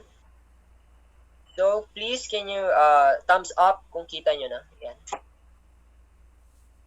Ito, I'm showing you the Google Docs. So, unfortunately, ang Microsoft ko is need i-reinstall. So, meron akong issue. So, napilitan tuloy akong aralin itong Google. So, not a user-friendly as of now for me kasi may mga adjustment pagdating sa mga yung mga shortcuts. Kasi sanay ako na hindi na ako pumipindot-pindot dito, nagtatagal pa dito, like using na lang sana yung keyboard, but iba kasi siya. Yun, Mac din, laptop yung basis na tong shortcuts dito sa Google. But other than that, this is the problem that I will be using to discuss yung valuation of the company ko. So the company that I'm going to find the valuation is the Frequently Corporation, which is a going concern business opportunity. So it is projected that their performance for the next 5 years will result to the following. So I have forecasted 5 years, and it is the normal forecasting period for a company, 5 years. And then considering that this is a GCBO, I cannot assume furthermore years with that, as I will be going to determine the terminal value at the last year as a representation of the next years, of the unforecasted years. So I have here the step number 2, the forecasted revenues and cash operating expenses. So 50, etc., etc. So please refer to the following table. And then the company, additional information. The company owns a property originally acquired at 50 million with a useful life of 10 years. So the terminal value was assumed based on the growth rate of the cash flows. So in this problem, it is not, the growth rate is not given, so we are going to compute for the growth rate before we arrive at the terminal value. So annual capital investment requirement is at 2 million pesos. So this is pertaining to the investing activities. The outstanding loans are 16.62 million, which is the financing activity. Income tax rate is at 30%, which should be considered under operating activities. The required rate of return for the business is 14%, which I will be used to discount the net cash flow to the equity. So, okay, that's the given, and screenshot ko siya. So we have here, ito na yung answer. So, a screenshot, paste ko siya dito, and then I have here the table of the complete presentation of the value of the equity of Frequently Corporation. So the resulting amount is here. Discounted cash flow to equity, 353.50. So using this information and additional information in the supports, the value of Frequently Corp is 353.15 million at the current period, in the current period. So in the current period. So aside from the fact I have that I have computed the discounted cash flow uh, to the equity, we have also computed the EBITDA. So the EBITDA is arrived from deducting the cash operating expenses dun sa revenue. So dito, ang difference nila is the EBITDA, and then i-deduct ko yung depreciation. Depreciation is 50 million divided by 10 years, which is 5 million. So deduct mo siya. So 20 minus 5, 15 million ang EBIT. Okay? So, and then we don't have any interest rates, so we cannot assume any interest expenses. So, i-deduct na lang natin yung effect of taxes dun sa operation. So, by multiplying 30% dun sa EBIT, then 4.5. Then, the answer for net income is 10.5 million pesos. And it supports the connotation that the EBITDA is the highest, then followed by EBIT, and then followed by net income, the lowest amount. So after that, we need to arrive at the CFFO. So to compute that, we have to add the non-cash charges of 5 million, which is given here. Non-cash charges, the 5 million in depreciation expenses, so we have to add it back. Wala namang amortization, walang restructuring charges, walang provisions for doubtful accounts, so safe to say it's 5 million. But on the company na ma-assign sa inyo, you have to consider yung provisions. So mga big companies usually nag-aalat yan ng expense accounts about the uncollectibles nila. So interest expense dito po ay 0. So sa mga companies na ma-assign sa inyo, meron yung interest expense for sure. So net of tax, we have to add it back, yung effect din yung net of tax. So, kasi papasok po siya under financing activities. But in this case, no interest rate, it's assumed na wala ring interest expense na i-consider dito sa problem. So, plus or minus adjustments in working capital, wala naman din. Ang assumption is walang adjustment sa working capital. Ibig sabihin po ay sustainable ang company, like ang replenishment ng inventory, kung ang nako-consume during the year is 100 million, nare-replenish din siya during the year as well by 100 million. So, ang effect sa inventory is 0. So, no effect. So, makikita po natin yan dun sa balance sheet. So, yon, pwede nyo ipakita yung face of the statement, of the financial statement as a support. So, CFFO will be 10.5 plus 5 million, 15.5 million. And you are going to do that also to the other periods. So, we will be arriving at this CFFO. Okay? And then, after that, we have to add the terminal value. The terminal value is computed using this formula, and ang formula niya is ito, using the CFFO at the latest period, last year. So, year number 5, 22 times 1.1 divided by the cost of capital less the growth rate. So, ang growth rate po natin is not explicitly stated. Wala siya dito sa given. So, we have to compute it first. So, yung 10% is computed by using this information, yung net, using the CFFO, using the CFFO. So, we have here, ito,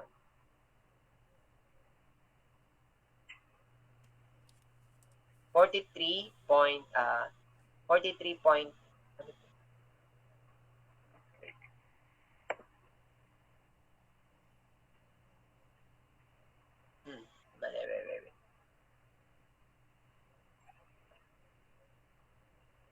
So we have here 22 divided by 15.5. Ayan. Yun. Ang 22 po natin ay galing dito sa year number 5, CFFO. So, divided by the 15.5. And then, after nun is raised to 1 over 4, then less 1, then times 100%. The growth rate will be still the same at 10, still will be at 9.15%. So, yan. May pagbabago lang. So, sa computation of the terminal value, ayan. So, adjust ko lang to at 0.0915.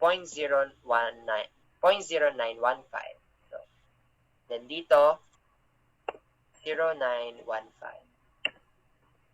495.18. So, 495.18 is the terminal value, and then we're going to deduct the net investment in fixed capital amounting to 2 million per year. So, deduct natin yon to arrive at NCFF.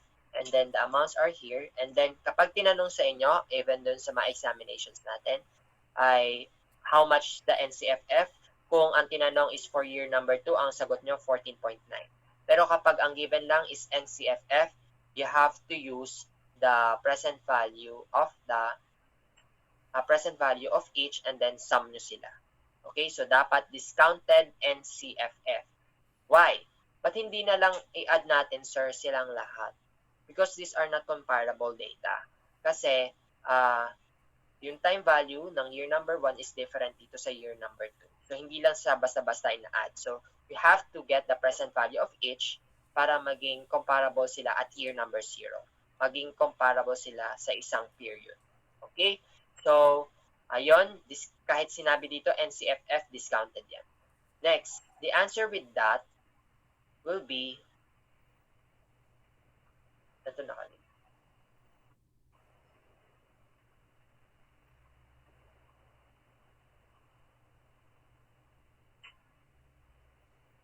Ayun. The answer with that is 339.46. So, kinuha din siya dito sa pinakababa sa discounted NCFE. Bakit? Kasi same lang naman din sila ng amount. Walang financing activities dito from year number 1 to 5. So, ibig sabihin, from year number 1 to 5, NCFF is equal to NCFE. Then, minultiply ko na lang siya at discount factor, 0.89. So, ang discount factor natin, ang assumption first, is 14%. So, 14%, so baguhin ko to, so the third question is discounted cash flow to equity. So, the answer is 296.07. This is at 14% rate of return. And then next one, kung ang hanapin naman natin yung DCFE without loans, so ito, ang amount nito ay exclude natin yung 16.02. The answer is 312.69. So, as good as parang NCFF din siya. Okay? The answer is 312.69 million. Next, number 5. Question is, a sensitivity analysis. Babaguhin natin yung rate of return. Instead of 14, gawin natin 12. So, para hindi ito magbago, i-hardcode na natin sila. Yan. And then, this one, nakalink dito yan, sa baba. So, ang assumption, 12%. The answer is 322.84. Okay? Mapapansin din natin na, di ba, itong DCFE na to is at 14%. So, pag mas pinababa natin yung rate of return, the higher the DCFE will be. Okay? So, ayun, the value of the company today will be higher since mas konti na lang yung need nating i-achieve na rate of return in the future. So, mas konti na lang yung adjustment niya. So, kaya siya mas mataas. So, that's it. Parang din ang concept nito is yung higher risk, higher return. So, mas mababa ang return nito. So, mas mababa ang risk. So, mas mataas ang asset as of now. And then, compare dito, mas mataas yung return niya. So, mas mababa ang asset niya as of now. But it will boom or it will generate a higher return in the future, which is 14%. Okay? So, with that, the recommendation that will be giving is that if the investor wants to invest for the 50% of the company, he will have to pay amounting to, using at a required rate of return of 14%, so 0.5, 148.04 million. So, that's the case. So, other things, ceteris paribus. So, all other factors are equal. So, kung wala na po kayong need na changes sa other factors in the sensitivity analysis, so ito po yung need nyo bayaran at maximum. So, with that, with the budget that you are available with, so kung 100 million, negotiable ba yon? Yung 148.04, it is not on our case. Since ang rate of return namin is 14%. Yung ibibigay namin sa inyong return. Okay? So, yun, for the application of recommendation, there are other questions surrounding about dun sa valuation ng company nyo. This is not only limited kung magkano how much willing. So, sa recommendations, kung mas better ba na si company nyo ay mag-debt financing or equity financing na lang considering dun sa naging effect ng naging computation nyo ng equity value. Kasi the way we see it is that wala kayong dividend. So, hindi kayo nagpe-pay ng dividend. And then sa interest expense, you did not take into account or hindi nyo kinonsider yung interest expense sa computation. So, how it will affect ba the valuation of the company if you just consider that? So, ayun, yung mga recommendation questions about that. Okay? So, I hope you learned something from this example. So, this is exactly the question, problem number 1, problem 5-1 in your book. So, these are the answers. So, screenshot nyo na lang. So, yan, screenshot 54321, 12345. So, yun, sa phone man yan or sa laptop, yun, screenshot nyo na lang to. Okay?